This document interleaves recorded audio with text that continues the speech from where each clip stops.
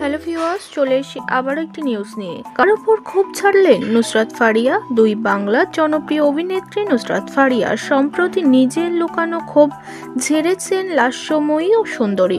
মিডিয়ায় জানিয়েছেন তার ভালো না লাগার কিছু কথা।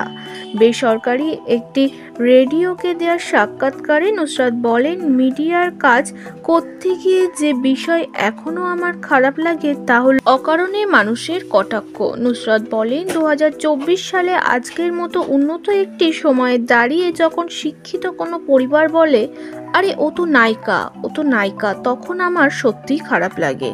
এ খারাপ লাগার কারণও জানিয়েছেন নায়িকা। বলেন, যারা এসব বলেন তাদের থেকে গুণী মানুষ আছে আমাদের এই ইন্ডাস্ট্রিতে। অনেক তারকারই এমন ভালো ভালো কাজ আছে যা মানুষের চোখেই পড়ে না। কথা প্রসঙ্গে নুসরাত আরও বলেন, মানবতার খাতিরে অনেক সেলিব্রিটি অসহায় মানুষের পাশে, অথচ যারা নায়ক নায়িকা বা খারাপ মানুষ বলে মিডিয়ার মানুষদের কটাক্ষ করে তারা কখনোই হয়তো অসহায়দের পাশে দাঁড়ায়নি, তাদের পাশে দাঁড়ানোর সময় পায়নি।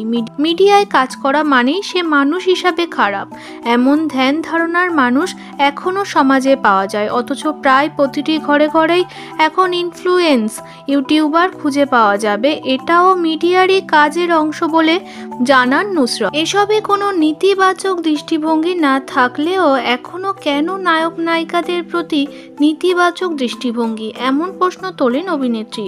ক্ষোভ প্রকাশ করে বলেন, 2024 সালে দাঁড়িয়ে সত্যি এমন বদ্ধ ধারণার মানে বুঝতে পারি না।